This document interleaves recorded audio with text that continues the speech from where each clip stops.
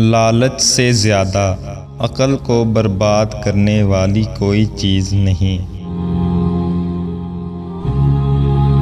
کسی کے لیے یہ زیبا نہیں دیتا کہ وہ ہاتھ پر ہاتھ دھرے بیٹھا رہے اور دعا کرے کہ اللہ اس کو رزق دے۔ اللہ آسمان سے دولت کی بارش نہیں کرتا۔ ایمان کے بعد نیک بخت بیوی بھی ایک بہت بڑی نعمت ہے۔ جو تجھے تیرے عیب سے آگاہ کرے، سمجھ لے وہ تیرا سچا دوست ہے۔ وہ بات جو تو دشمن کو بھی نہیں کہتا، دوست سے بھی پوشیدہ رکھ کہ اسی میں بھلائی ہے۔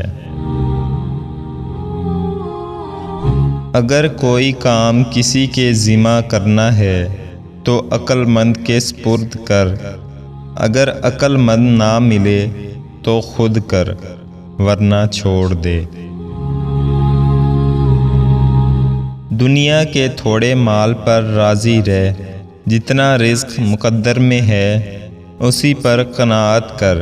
دوسروں کی روزی پر آنکھ مت ڈال تاکہ رنج و غم اور نفس کی شرارت سے محفوظ رہے۔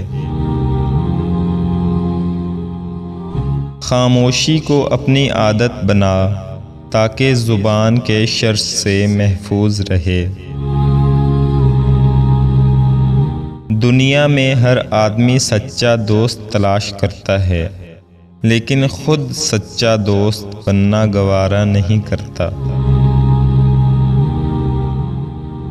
دنیا کی محبت دل سے باہر رہے تو بہتر ہے، ورنہ یہ تباہ کر دیتی ہے۔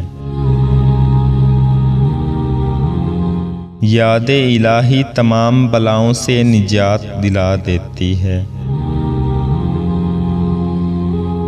دنیا گندگی کا ڈھیر اور کتوں کے جمع ہونے کی جگہ ہے، اور وہ شخص کتوں سے بھی کم تر ہے جو دنیا کے مال پر جم کر بیٹھ جائے۔ اپنے آپ کو مصروف رکھو ورنہ غم اور مایوسی تمہیں فنا کر دے گی۔ اپنے گھر کی باتیں باہر کے لوگوں کو نہ بتاؤ، تمہاری غیر موجودگی میں لوگ تمہارا مذاق اڑائیں گے۔ نصیحت ایک سچائی اور خوشامد ایک دھوکہ ہے۔ درست بات کو درست سمجھتے ہوئے اس پر عمل نہ کرنا بدترین قسم کی اخلاقی بزدلی ہے۔ خدا کی خوشنودی حاصل کرو تاکہ تمہارے لیے خوشنودی کے وسائل کشادہ ہو جائیں۔ اہل درود کی باتیں سنو تاکہ تمہیں بھی درد دل میسر آئے۔ کھانے کے لیے زندہ نہ رہو بلکہ زندہ رہنے کے لیے کھاؤ۔